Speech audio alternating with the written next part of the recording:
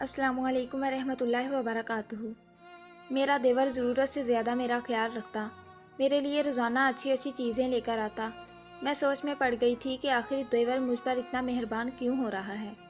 ایک رات تو دیور نے میری جان ہی نکال دی، جب میں دیور کو اپنے مائکے ساتھ لے گئی اور دیور نے اکیلا پا کر میرے وہم و گمان میں بھی نہیں تھا کہ میرا دیور ایسا کچھ کرے گا۔ میں اب بھی یہ بے یقینی کا شکار تھی۔ میرا نام سعدیہ ہے، ہم دو بہنیں ہیں۔ ہم دونوں بہنوں کی آپس میں خوب بنتی تھی۔ میں ایک شرارتی سی لڑکی تھی، لیکن میری چھوٹی بہن بہت زیادہ ہی شرارتی تھی۔ ہم ہر وقت گھر میں ہنگامہ بھرپا کر کے رکھتے تھے، ایک خوبصورت لاابالی سی زندگی جی رہے تھے۔ میں اور میری بہن ہم دونوں ہی گھر کے کام کاج سے کوسوں دور بھاگتے تھے۔ ہماری امی جان ہر وقت ہمارے لیے پریشان رہتی کہ اگلے گھر میں جا کر یہ کیا منہ دکھائیں گی، شرارتوں سے تو پیٹ نہیں بھرتا نا۔ میرے بابا ہمیشہ ہمارا ساتھ دیتے اور کہتے سیکھ لیں گی، آہستہ آہستہ ابھی ان کی عمر ہی کتنی ہے۔ میری امی جان تل ملا کر رہ جاتی تھی۔ میں اور میری بہن اپنی امی کی بات کو ایک کان سے سنتے اور دوسرے کان سے نکال دیتے تھے۔ ہم من موجی سی زندگی میں اپنی مستیوں میں مگن رہتے تھے۔ میں اور میری بہن کو خدا نے خوبصورتی کی دولت سے مالا مال کیا تھا، یا یہ بھی کہہ سکتے ہیں کہ ہم اپنے ماں باپ کے پرتوں تھے۔ میرے ماں باپ بھی خوبصورتی میں اپنی مثال آپ تھے۔ خیر، میں اور میری بہن ایک روز چھت پر ایک دوسرے پر پانی پھینک رہے تھے۔ میری بہن بوتل میں پانی لیے میرے پیچھے بھاگی، میں دیوار کی سائڈ پر بھاگی، وہ میرے پیچھے پیچھے دوڑتی ہوئی آئی۔ میری بہن جیسے ہی مجھ پر پانی ڈالنے لگی، میں ایک دم سائڈ میں ہو گئی اور نیچے گلی میں سے گزرتے ایک شخص پر وہ پانی جا گرا۔ ہم دونوں تو اب تک سمجھنے کی کوشش میں ہی مگن تھے کہ ہوا کیا ہے۔ ہم دونوں بت بنے نیچے دیکھ رہے تھے۔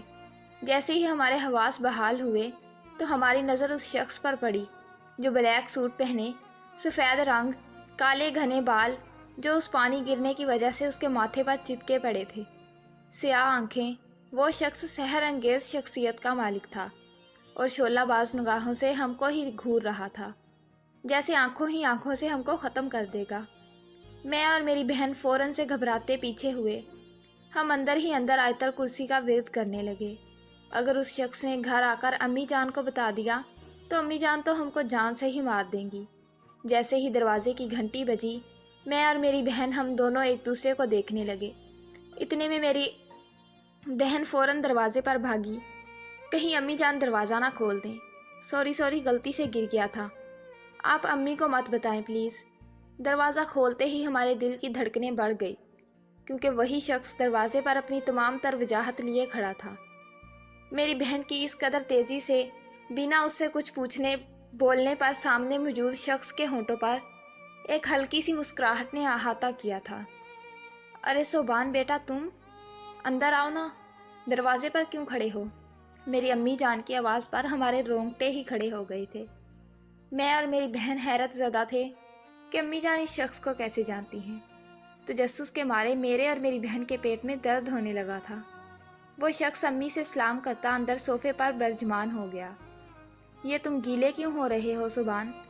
امی جان کی آواز جیسے ہی ہم دونوں بہنوں کی سماعت سے ٹکرائی، ہم دونوں تو گویا سانس لینا ہی بھول گئے۔ یہاں آتے ہوئے شرارتی بچوں نے مجھ پر پانی گرا دیا تھا۔ وہ شخص ان اکھیوں سے میری بہن کو دیکھتا بولا۔ صوبان کے جواب پر ہماری رکی ہوئی سانس بحال ہوئی۔ کافی دیر بعد ہم کو علم ہوا کہ اس شخص کا نام صوبان ہے، اور صوبان امی جان کا کوئی کزن ہے جو کہ آرمی میں ہے، اور کسی کام سے اس شہر میں آنا ہوا تو امی سے ملنے چلا آیا۔ ہم دونوں اسی شش و پنج میں تھے کہ کہیں صوبان امی جان سے ہماری شکایت نہ کر دے۔ میں اور میری بہن موقع پاتے ہی صوبان کے پاس پہنچے اور کہنے لگے، دیکھیں آپ کے اوپر پانی انجانے میں گرا تھا، پلیز آپ امی جان کو مت بتائیے گا۔ میں اور میری بہن نے ہمت جمع کر کے صوبان سے یہ بات کہی۔ اگر بتا دوں تو؟ صوبان کا کھردرا سا جواب مجھے اور میری بہن کو مایوسی میں ڈال گیا۔ پھر جب تک صوبان واپس نہیں چلا گیا، ہم دونوں بہنوں کی جان سولی پر ہی لٹکی رہی۔ صوبان کے جاتے ہی ہم نے سکون کی سانس خارج کی اور پھر ذرا عقل و فہم نے کام کرنا شروع کیا تو ہم اس کی شخصیت کے متعلق باتیں کرنے لگے۔ میں کہنے لگی کہ کاش یہ مجھے پہلے ملا ہوتا تو میں نے اس سے ہی شادی کرنی تھی۔ میری اس بات پر میری بہن کی آنکھیں ہجوم کے انداز میں پھیلی ہوئی تھی۔ پاگل واگل تو نہیں ہو گئی تم؟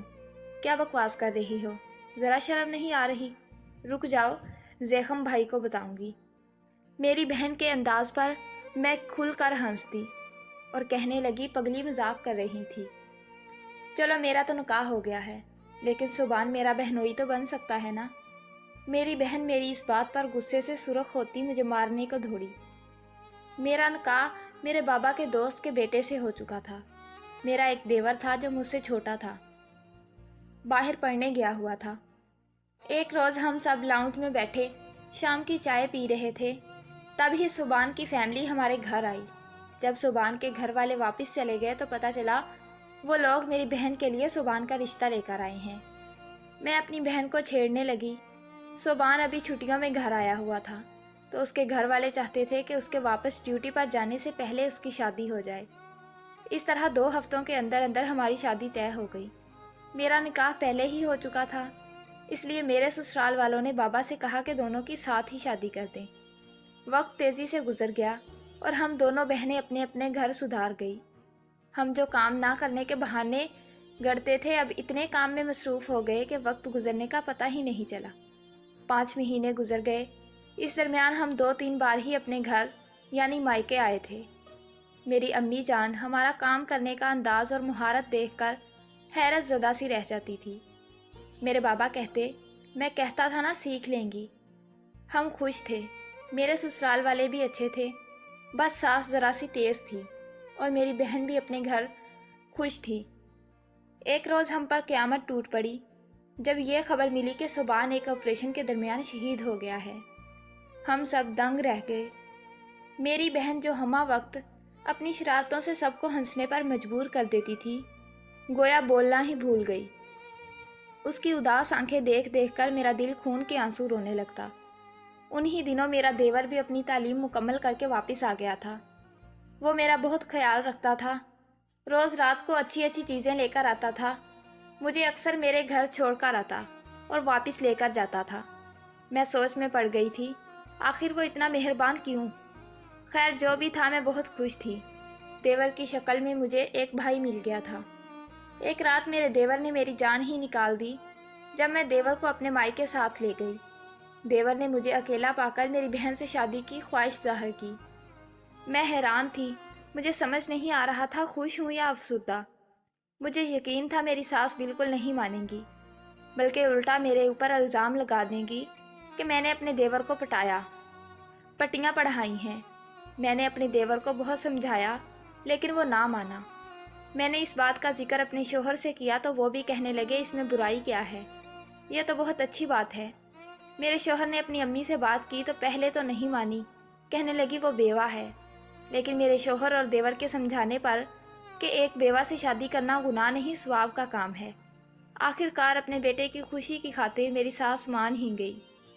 میں نے اپنی امی جان اور بابا سے بات کی تو وہ بھی مان گئے۔ اب سب سے کٹھن مراحل تھا میری بہن کو منانا، جو کہ دوبارہ شادی کے نام سے ہی تل ملا اٹھتی تھی۔ ہم نے بہت کوشش کی لیکن وہ نہیں مانی۔ آخر کار بابا نے کہا میری بات کا مان رکھ لو بیٹا، یہ رہے میرے جڑے ہاتھ، مان جاؤ شادی کے لیے، تم کب تک یہ یوں ہی رہو گی؟ میری بہن میرے بابا کی بات پر ڈھیروں شکوہ سمیت انہیں دیکھنے لگی اور اداس دل کے ساتھ حامی بھر گئی۔ ماں باپ کا مان نہ رکھتی تو کیا کرتی؟ میرا دیور خوشی سے پھولے نہیں سما رہا تھا، اس کی خوشی اس کے چہرے سے عیاں ہو رہی تھی۔ میری بہن آخر میری دیورانی بن کر میرے سسرال آئی۔ کچھ عرصہ لگا اسے سنبھلنے میں۔ ہم سب کی توجہ اور محبت آخر کار اسے واپس زندگی کی طرف لے ہی آئی۔ میری بہن کی واپس زندگی کی طرف رخ موڑنے سے میں بہت خوش تھی۔ ہم اکثر اپنی پرانی شرارتیں یاد کر کر کے ہنستے تھے۔ ہماری یہ خوشحال فیملی تھی۔ کبھی کبھی میری بہن اداس ہو جایا کرتی تھی۔ میرے 2 بیٹے تھے، جبکہ میری بہن کی ایک بہت ہی خوبصورت معصوم سی بیٹی تھی، جس میں ہم سب گھر والوں کی جان اٹکی رہتی تھی۔ وہ بالکل میری بہن کی طرح شرارتی تھی۔ میں حیران تھی کہ میرے دیور جیسے شخص اس دنیا میں ابھی بھی موجود ہیں۔ بیوہ ہونا کوئی عیب نہیں، ایک بیوہ کو سہارا دینا خدا کی نظر میں بہت عظیم کام ہے۔ ہمارے معاشرے میں ایک بیوہ عورت سب سے زیادہ لاچار اور بے بس عورت کہلاتی ہے۔ ایک تو اس کے سر پر سے شوہر کا سایہ اٹھ گیا ہوتا ہے، اوپر سے معاشرے کے بنا سر پیر کے رسم و رواج۔ ہمارا سماج ایک بیوہ عورت کو ایسی نظر سے دیکھتا ہے جیسے بیوہ ہو کر اس نے کوئی گناہ کر دیا۔ لوگ یہ نہیں سمجھتے کہ اگر اس کے ہاتھ میں ہوتا تو وہ کبھی بیوہ ہوتی نہیں۔ پھر کیوں ایک بیوہ عورت کے ساتھ حقارت بھرا رویہ اختیار کیا جاتا ہے؟ بجائے اس کے کہ اس کا خیال رکھیں، بیوہ عورت کی ہر ضرورت پوری کریں، ہم اس پر بنا سر پیر کے رسم و رواج عائد کر دیتے ہیں، جیسے اسے جینے کا کوئی حق نہیں۔ ہم انسانیت سے گری ہوئی حرکتیں کر کے اس کو خوفزدہ کر دیتے ہیں۔ دوسرے مذہبوں میں بھی بیوہ عورت کے ساتھ برا سلوک کیا جاتا ہے، لیکن اسلام ایسا مذہب ہے جس نے بیوہ عورت کا تحفظ فراہم کیا، اسے کسی قسم کی رکاوٹ نہیں باندھی گئی۔ میرے دیور نے بھی میری بہن کی اجاڑ زندگی میں پھول کھلا دیے تھے۔ ہم سب بہت خوش تھے۔ حضور اقدس صلی اللہ علیہ وآلہ وسلم نے تا قیامت آنے والی اپنی امت کو بیوہ عورتوں کے بارے میں اس بات کی بشارت اور نوعیت سنائی کہ بیوہ اور مسکین کے لیے دوڑ دھوپ کرنے والا ایسے ہے جیسے اللہ تعالیٰ کے راستے میں دوڑنے والا ہوتا ہے۔ اسلام میں بیوہ کے بہت سارے حقوق و فرائض ہیں، لیکن ہم پھر بھی ان فرسودہ سوچ اور جہالت سے بنے ماحول میں دینی تعلیم کو بھلائے صرف وہی کرتے ہیں جو ہم کو لگتا ہے کہ یہ صحیح ہے۔ ناظرین، اگر آپ کو آج کی ویڈیو اچھی لگی ہو تو ویڈیو کو لائک کر دیں اور میرے چینل کو سبسکرائب اور شیئر کر دیں۔ ملتے ہیں ایک نئی ویڈیو میں، تب تک کے لیے اللہ حافظ۔